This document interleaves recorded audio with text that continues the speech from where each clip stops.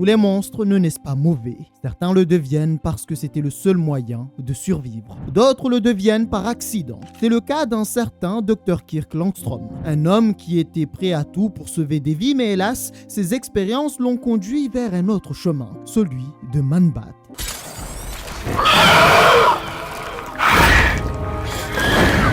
Bonjour à tous, j'espère que vous allez bien. J'ai choisi une histoire très récente concernant le personnage. Le but aujourd'hui n'est pas de connaître son origin story, mais de voir les capacités de Man-Bat. Est-il dangereux, est-il fou, instable, ou est-ce que tout cela n'est qu'un malentendu et qu'en fait c'est un gentil?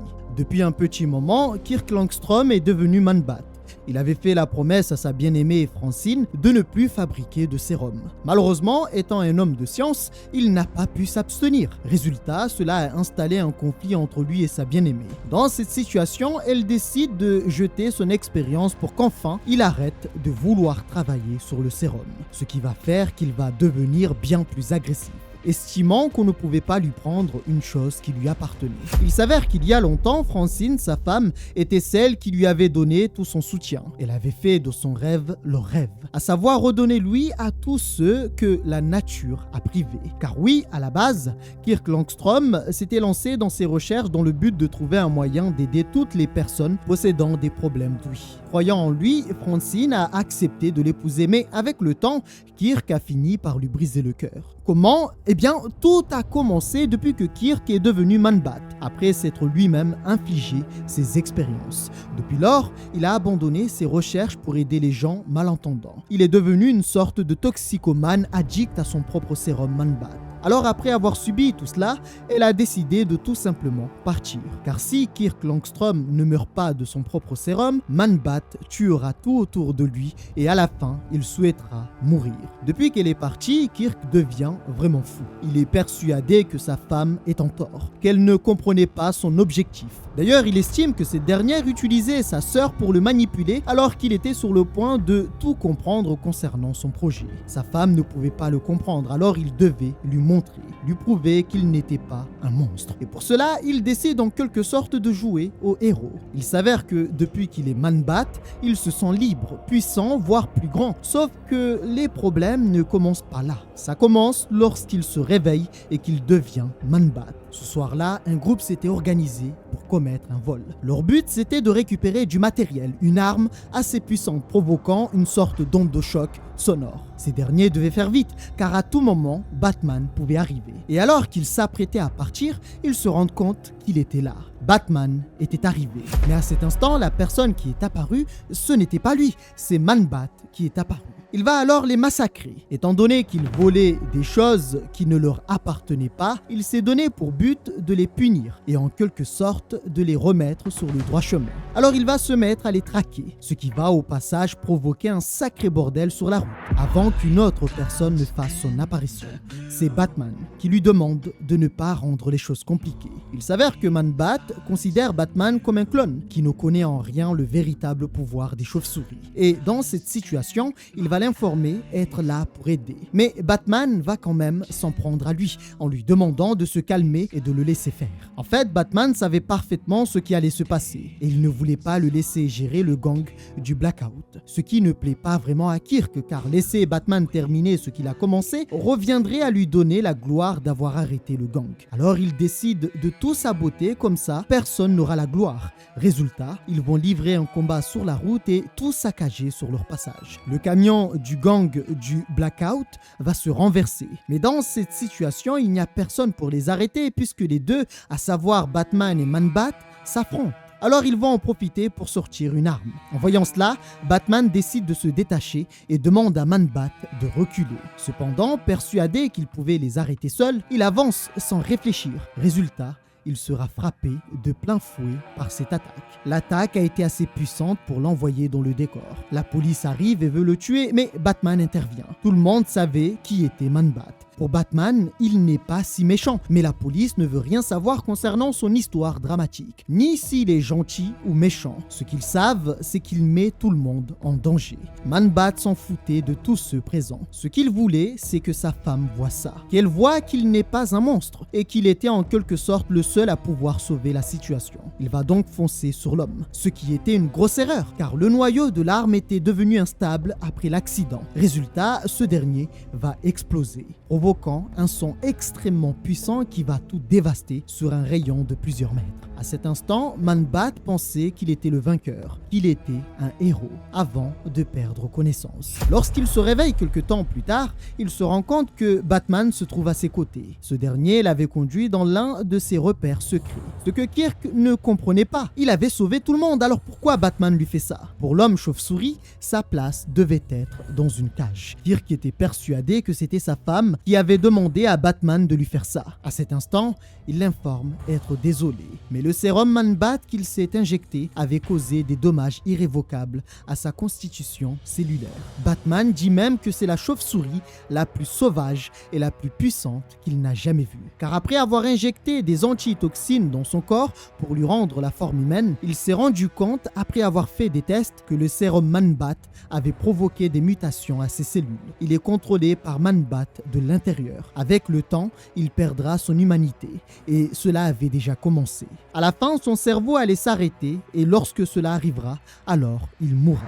Kirk était persuadé que Batman ne savait pas de quoi il parlait. Il voulait continuer ses recherches dans le but de perfectionner le sérum. Batman refuse de le laisser partir. Et d'ailleurs, pour la première fois, il décide de l'envoyer dans la prison Blackgate, dont il avait refusé de l'envoyer à de nombreuses reprises parce qu'il avait pensé que Kirk allait reprendre sa vie en main et qu'il allait vraiment réussir ses projets en tant que scientifique, qui pour Batman était très noble. Mais en laissant place à Man-Bat, il a montré à Batman qu'il avait tort. Et après ce qu'il a fait, tout le monde l'a vu et désormais, il ne peut plus le protéger. Après lui avoir dit cela, il lui a montré les conséquences de ses actions. Il y a des millions de dollars de dommages, une centaine de blessés dont certains étaient dans un état critique. Les gens qu'il poursuivait, à savoir le gang du Blackout, ont pris la fuite et ceux qui étaient proches de l'onde de choc sont désormais dans le coma.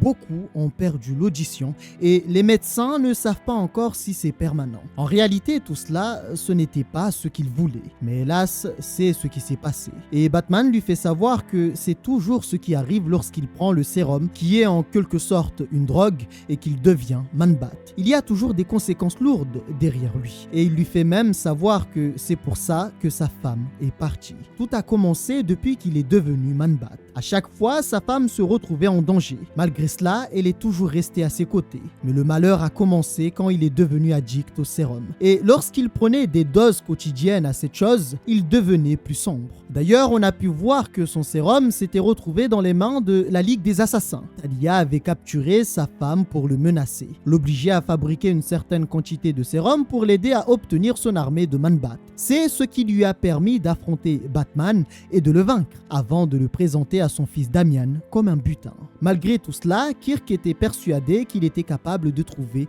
un remède. Il était certain de pouvoir réparer tout ça et séparer Kirk Langstrom de Man-Bat. Mais dans tout ça, Batman ne le croit pas, car après avoir fait une analyse sur lui, il voulait être sûr des résultats. Alors il a envoyé les résultats aux laboratoires les plus compétents et les conclusions sont les mêmes que les siennes. Comprenant la situation, à la fin, Kirk a voulu lui poser une question. Il sait qu'ils sont pareils, alors il lui demande « Est-ce que devenir une chauve-souris a aussi détruit sa vie ?» Batman n'a pas répondu à cette question. Il a préféré juste partir.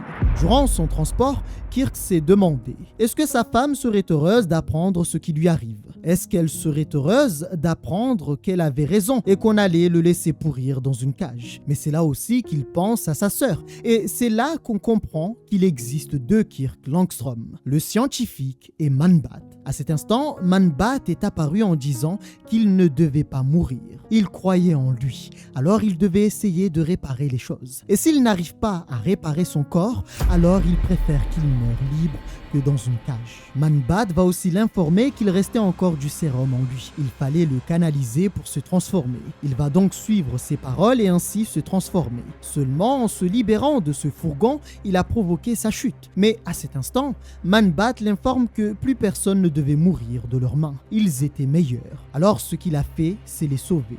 Avant de partir, il a pris le temps de présenter ses excuses pour la gêne occasionnée. Alors oui, j'imagine comme ces gardes, vous êtes surpris et moi le premier. Bien que j'apprécie le côté sombre, sauvage de Man-Bat, je dois quand même reconnaître que j'aime beaucoup le développement de cette histoire. Alors bon, c'est que le début. Tout ça est arrivé aux oreilles d'une personne plutôt particulière. Une personne qui, depuis longtemps, surveille Kirk Langstrom. Cette personne attendait simplement qu'il commette une erreur. Et c'est justement ce qu'il a fait à Gotham. On a donc fait appel à cette personne pour agir sans l'accord de Batman, qui était considéré entre guillemets comme l'autorité suprême de la ville de Gotham. Alors vous me direz pourquoi? Eh bien parce que c'est lui qui gère les monstres, c'est lui qui gère les organisations obscures de Gotham. Cette personne dont on a fait appel n'est autre qu'Amanda Waller. C'est l'une des femmes les plus impitoyables de l'univers d'ici. Des fois, j'ai l'impression qu'elle est pire que les vilains. Et si tu doutes, petit rappel, elle a tapé une discussion au calme avec Trigon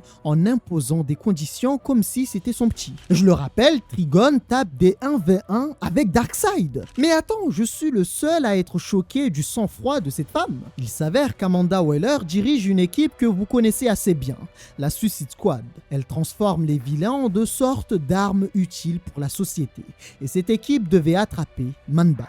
Quelques jours plus tard, Kirk Langstrom s'est installé dans un lieu isolé où il continue ses recherches sur les chauves-souris. Je le rappelle, son but principal, c'est d'améliorer son sérum pour permettre à ceux qui ont perdu l'audition de justement la retrouver. Sauf que le problème, c'est qu'il commence à perdre espoir, car cela fait maintenant longtemps qu'il ouvre des chauves-souris sans trouver la solution à son problème. Il pourrait simplement abandonner, mais il refuse, car cela reviendrait à donner raison à tous ceux qui pensent qu'il est juste un monstre. Malheureusement pour lui, ce jour-là, on l'avait retrouvé. Deadshot pouvait le tuer à ce moment-là. Mais l'ordre était de ne pas le tuer. Leur but était simplement de le capturer. D'autres membres attendaient le bon moment pour agir. Avec tout ça, on apprend que Batman avait raison. Avec le temps, Kirk Langstrom disparaît à petit feu pour laisser place à Man-Bat. Les cellules Man-Bat sont en train de le remplacer. Il avait gardé avec lui une chose qu'il devait utiliser uniquement si nécessaire, car cette chose pouvait soit le sauver ou tout simplement le tuer et éliminer tous ceux qui l'entourent. À cet instant, il sera attaqué.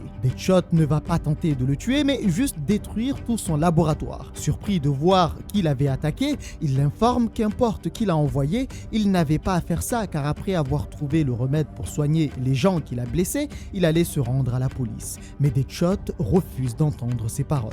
Alors Man-Bat apparaît après avoir compris qu'il voulait le tuer. Et Man-Bat incite Kirk à les tuer, les démembrer jusqu'au point où aucun proche ne serait capable de les reconnaître. Malheureusement pour lui, Deadshot n'était pas venu seul. À terre, Man-Bat va lui demander de se relever, car tout cela n'était qu'une embuscade. Ses ailes seront perforées par les boomerangs du Captain Boomerang. Et comme l'a demandé Amanda Waller, ils sont venus récupérer la cible. Et bien que Man-Bat était extrêmement puissant et qu'il pensait pouvoir les massacrer car ce n'étaient que des hommes, tout a changé à l'arrivée de Killer Croc.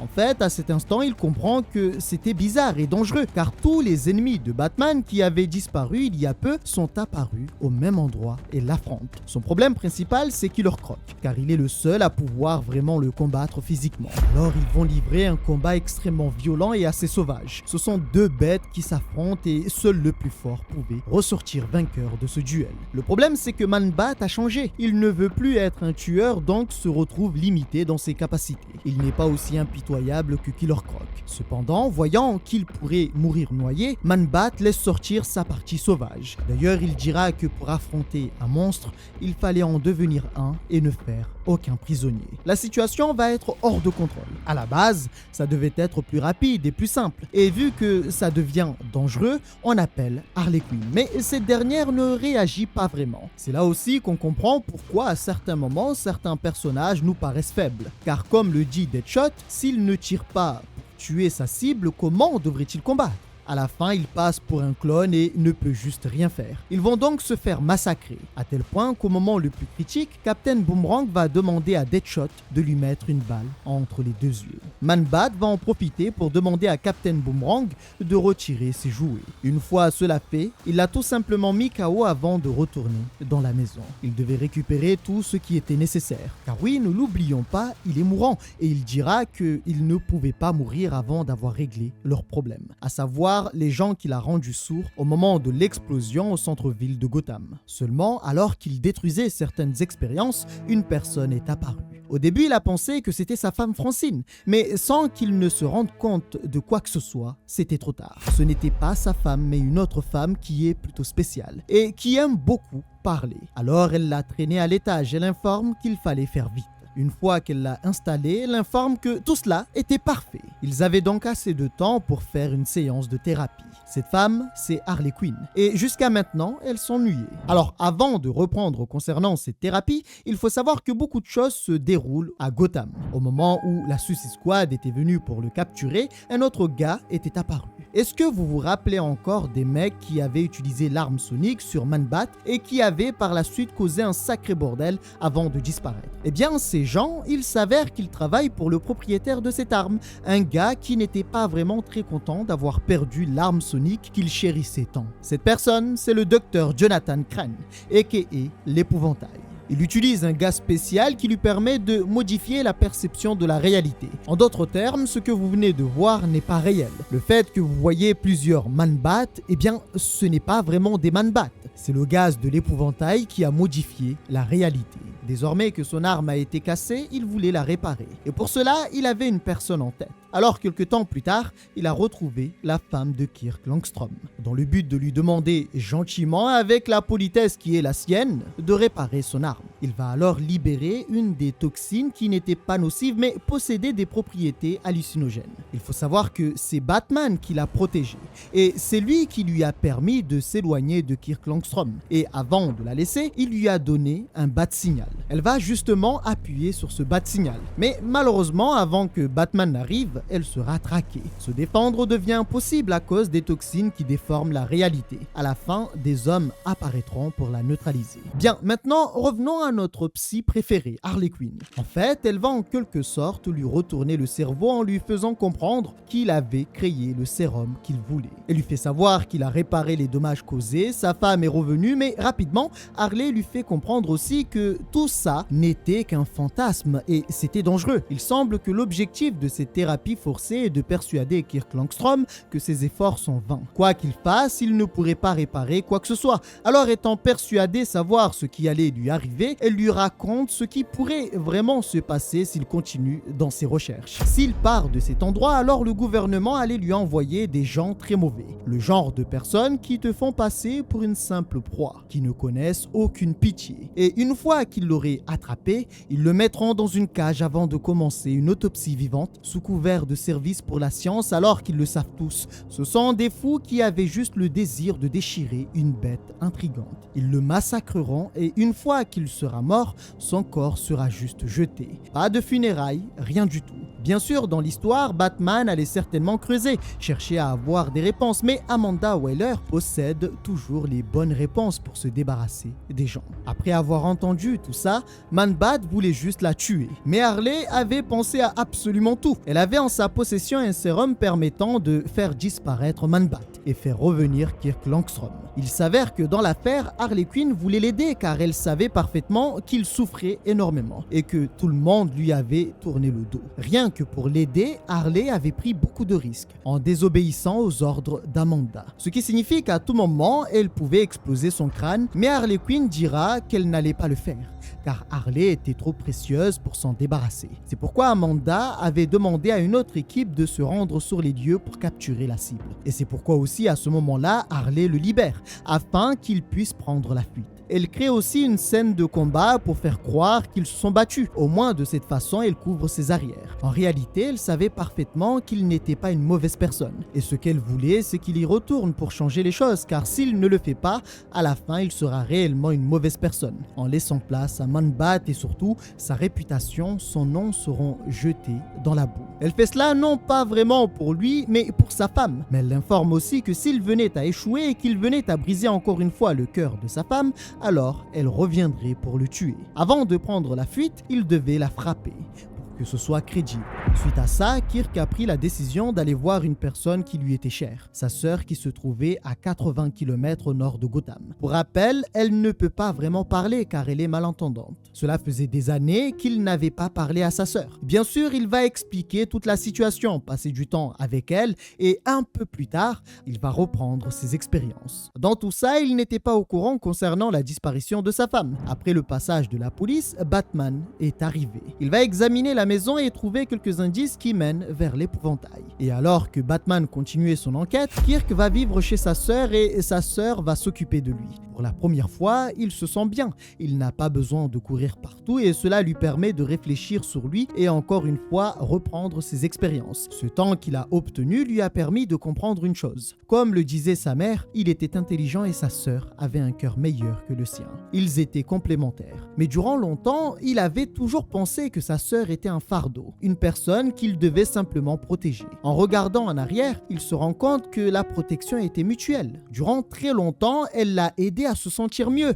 Elle faisait ce que ses parents ne faisaient pas, à savoir l'encourager pour qu'il devienne une meilleure personne et réussisse ses projets. Hélas, il se rend compte qu'à la fin, il est devenu comme leurs parents, un homme calculateur et froid. Et tout ce qu'il demande désormais, c'est que sa sœur lui pardonne pour tout le mal qu'il a causé et la honte qu'il a apportée à leur nom. Après quelque temps, il avait fini et pensait avoir trouvé la solution pour réparer les dommages causés aux gens de Gotham. Mais sa sœur, étant surprise, lui demande comment était-il sûr que cela allait marcher. En fait, il ne savait pas et devait faire des tests. C'est pourquoi il veut utiliser sa sœur. Ce qui l'énerve car elle ne veut pas devenir son rat de laboratoire et jamais elle n'avait estimé que le fait de ne pas entendre voulait dire qu'elle était cassée et devait être réparée. Elle aimait sa vie et ne voulait pas vraiment changer. Alors elle lui demande de prendre ses affaires et de partir. Avec l'influence de Man-Bat, il met toute la faute sur elle en disant que c'est à cause d'elle qu'il a étudié l'audition justement pour trouver un moyen de l'aider.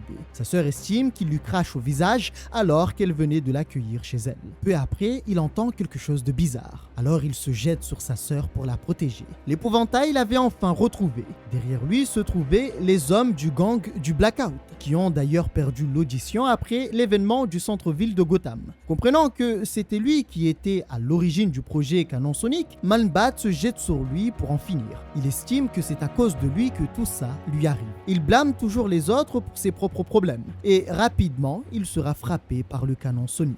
L'épouvantail va le massacrer, lui dire que le fait qu'il trouve toujours des excuses est la raison pour laquelle sa femme l'a quitté. Il savait parfaitement qu'il allait bientôt mourir, mais avant qu'il ne meure, il devait toujours continuer à travailler pour lui. Peu après les avoir capturés, il a modifié la réalité avec cette fois-ci non pas des gaz, mais des sons subliminaux. Il les a installés dans une pièce dans laquelle il a installé des haut-parleurs où il fait passer des ondes bizarres, ce qui fait que les deux pensent être toujours au travail, qu'ils sont toujours ensemble et qu'ils s'aiment toujours autant. La réalité, c'est que l'épouvantail était derrière. Ce n'était pas vraiment Kirk Langstrom, mais Kirk Langstrom garde l'apparence de Man-Bat, mais c'est lui qui contrôle leur esprit. Ce qui fait que c'est bien le corps de Man-Bat, mais malheureusement Man-Bat est enfermé dans sa conscience et ne peut pas contrôler le corps. Grâce à cela, l'épouvantail pouvait leur faire croire n'importe quoi et leur faire voir ce qu'il veut qu'ils voient. Dans cette situation, il s'avère que le seul qui était réellement conscient de la manipulation était Man-Bat. Il commence à regretter beaucoup de choses, notamment le fait que Kirk Langstrom lui avait promis qu'il mourrait libre, mais malheureusement, il se retrouve enfermé dans une fausse romance où il est forcé à réparer le canon sonique de l'épouvantail. Alors que tout ça se passait, Batman continue son enquête pour justement retrouver l'épouvantail, mais jusqu'à maintenant, il n'a rien trouvé. N'ayant pas le choix, il décide de tout simplement traîner dans les rues de Gotham pour trouver ceux qui étaient prêts à parler. Et pour ceux qui ne veulent pas parler, il va les raisonner. Le truc, c'est que bien que l'épouvantail était bien caché, ça n'allait pas durer éternellement car à un moment donné, Man-Bat allait prendre le contrôle. Et Man-Bat ne voulait pas que Kirk meure dans un rêve. Alors il va passer son temps à essayer de persuader Kirk de se réveiller et de sortir de cette illusion. Et on comprend rapidement que l'épouvantail est conscient concernant la séparation de conscience entre Kirk et Man-Bat. Alors ce qu'il a fait, c'est que dans cette illusion, il s'est fait passer pour un docteur et désormais il est le docteur Crane. Il va apparaître et à ce moment-là,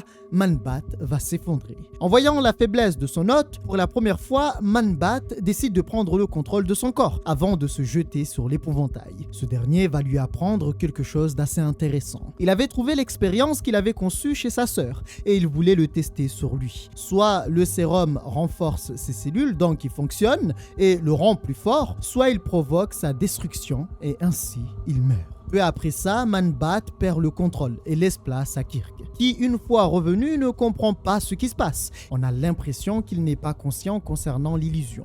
Mais en réalité, vous allez voir que c'est bien plus complexe. C'est plus du déni qu'autre chose. Il ne veut pas l'accepter, il ne veut pas sortir de l'illusion. D'ailleurs, ici, il accepte que le docteur Crane soit son bienfaiteur, celui qui s'occupe d'eux, qui les aide dans leurs expériences. Ce qui fait qu'à la fin, la boucle reprend. Le seul qui peut l'arrêter, c'est Man-Bat, mais ce dernier ne peut pas vraiment prendre totalement le contrôle de Kirk Langstrom, car il est dans une sorte de cage mentale. Une fois revenu, il reprend ce masque et laisse place à sa véritable nature. Avec ce masque, il aime voir les gens avoir peur de lui. On apprend qu'en réalité, les gens du gang du Blackout ne travaillent pas vraiment pour lui, mais sont sous son contrôle. Et pour le moment, il n'a pas encore décidé de les libérer. Avec le temps, l'épouvantail va accentuer ses illusions et faire en sorte que les choses s'aggravent. Ce qui fait qu'ils commencent à se disputer, à commettre plus d'erreurs. Et ce qui fait qu'ils ont plus de retard, deviennent plus colériques et encore plus agressifs. Tout ça se passait alors que l'épouvantail observait. Il voulait atteindre son objectif tout en les torturant. Dans l'ombre, Man-Bat attend simplement le bon moment pour reprendre le contrôle. Il fallait aussi qu'il fasse vite car la dégénérescence de ses cellules allait atteindre le point de non-retour.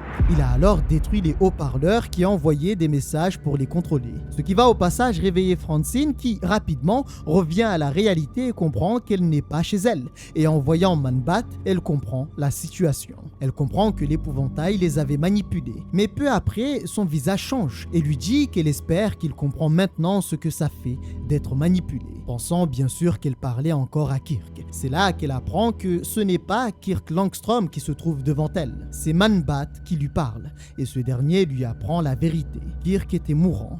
Il n'est pas sorti de l'illusion de Crane volontairement car il voulait que ses derniers instants soient avec elle. C'est pourquoi Man-Bat a pris le contrôle. Il sait aussi que Kirk ne voulait pas qu'elle soit prisonnière. Alors il a tout simplement décidé de la libérer au détriment du bonheur de Kirk. Il lui demande de l'aider à détruire le canon sonique et ça sera la dernière fois qu'elle sera impliquée dans des choses le concernant. Elle n'était pas vraiment persuadée de ce qu'il disait et attendait simplement qu'il soit arrêté et mis dans une cage. Au moment où tout ça se passait, dans les rues de Gotham, un homme prend la fuite après avoir vu une chauve-souris. Il était venu voir un certain Mick.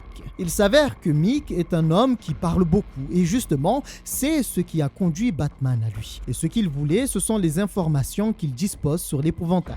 Batman va se mettre alors à visiter de nombreux bâtiments après avoir obtenu certaines informations. Il continue ainsi pendant un petit moment jusqu'à l'instant où il va tomber sur le bon bâtiment.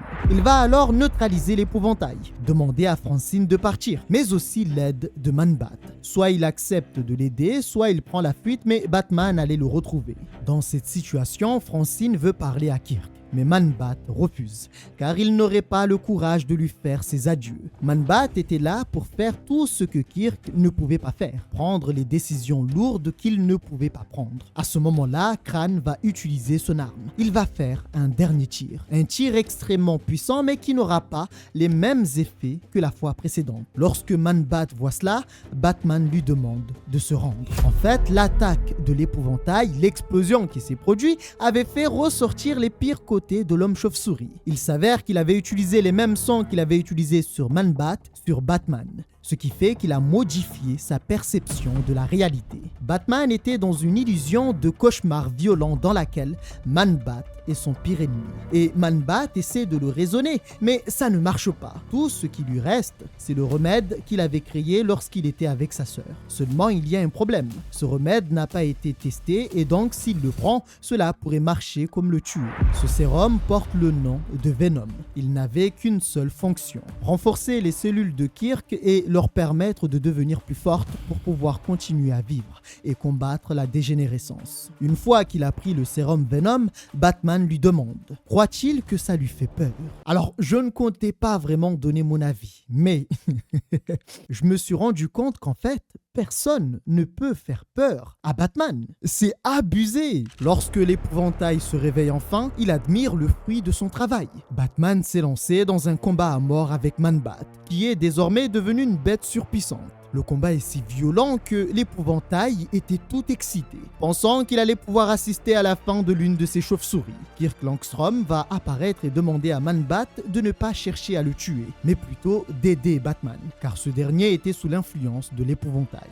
Batman va utiliser tout l'arsenal de combat à sa disposition. Il était littéralement en train de jouer avec lui. Il disparaît avant de réapparaître en donnant des coups toujours aussi dévastateurs. Batman ira jusqu'à le provoquer, en lui disant qu'il cherche toujours les problèmes et est surpris lorsqu'ils apparaissent. Aujourd'hui, c'est lui son problème. C'est là que l'on comprend pourquoi Man-Bat était en position de faiblesse. C'est parce qu'il doit aussi gérer Kirk Langstrom dans sa tête. En réalité, alors que ce combat se passait, Kirk s'est rendu compte que le sérum Venom, qui était censé renforcer leurs cellules, ne marche pas. Certes, ils sont devenus plus forts, mais leur esprit disparaissait avec le temps, ce qui signifie qu'ils allaient mourir. Tout ce qui allait rester, c'est une bête sans âme qui allait devenir la terreur de Gotham. Alors Kirk va lui présenter des excuses pour avoir échoué, mais sans savoir pourquoi Man-Bat le frappe, car des excuses n'allaient absolument rien changer à leur situation. Il estime que tout ce qui s'est passé appartient au passé et qu'ils doivent avancer en trouvant des solutions. Kirk l'informe donc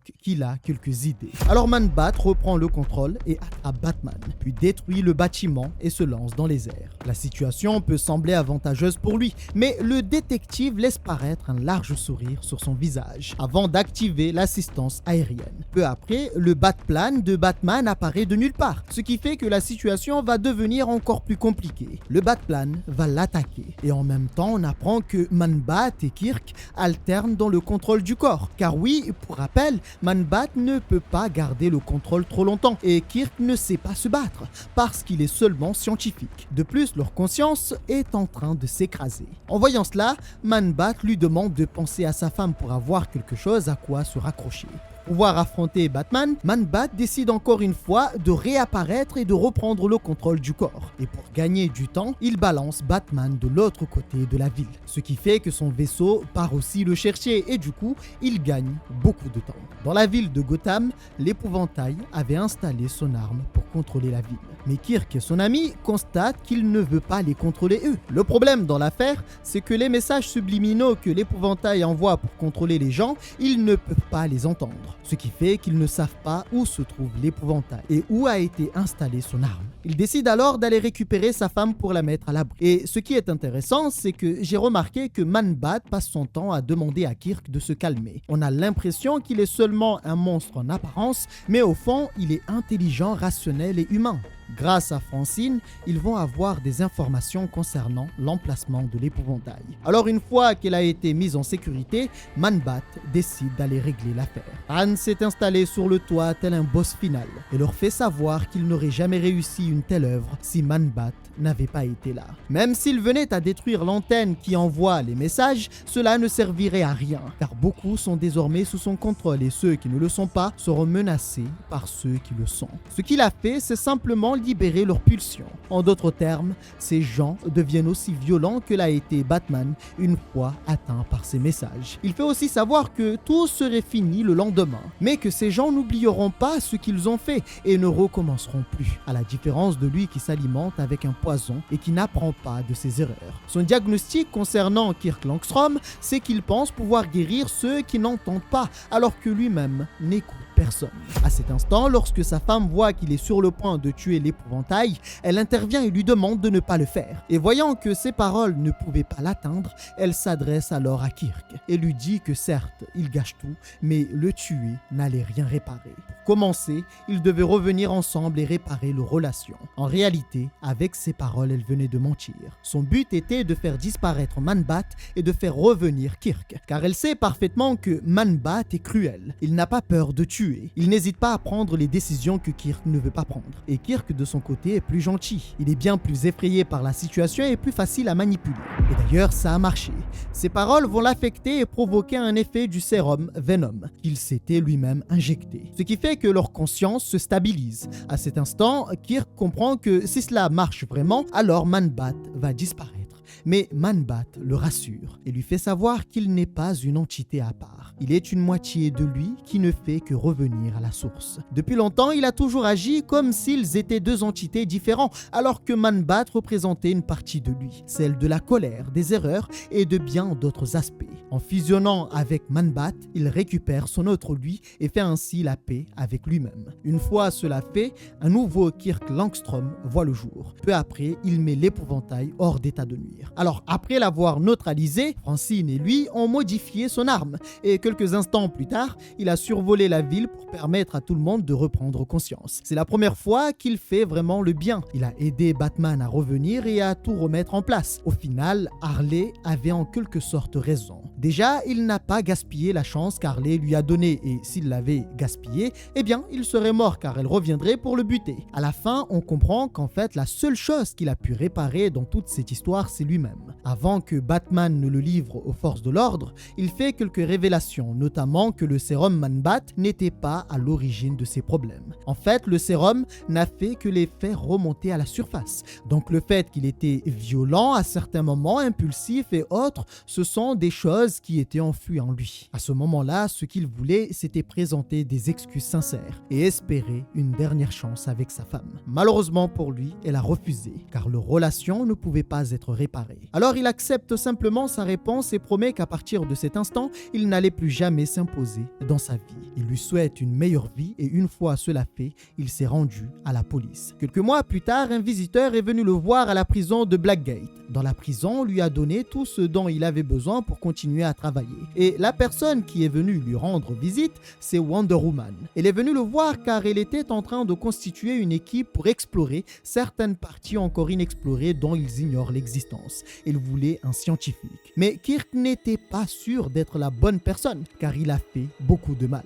Il s'avère qu'avant de venir le voir, elle a fait des recherches et s'est même adressée à Batman, qui lui a donné beaucoup d'informations. Et Batman lui a aussi fait savoir que s'il venait y avoir un problème entre elle et Kirk Langstrom, il n'interviendrait pas. Elle a aussi fait des recherches en s'adressant à l'Argus. Elle a aussi vu les lettres que Kirk a adressées à tous ceux qu'il a pu blesser. Et après avoir vu tout ça, elle lui fait savoir qu'elle croit en la réadaptation. C'est la raison pour laquelle elle lui propose de faire l'épreuve du lasso de vérité. De cette façon, cela serait facile de vérifier s'il a tenu toutes ses promesses envers son ex-femme et s'il a vraiment changé. À la fin, il décide de dire la vérité et rejoint ainsi Wonder Woman dans sa quête.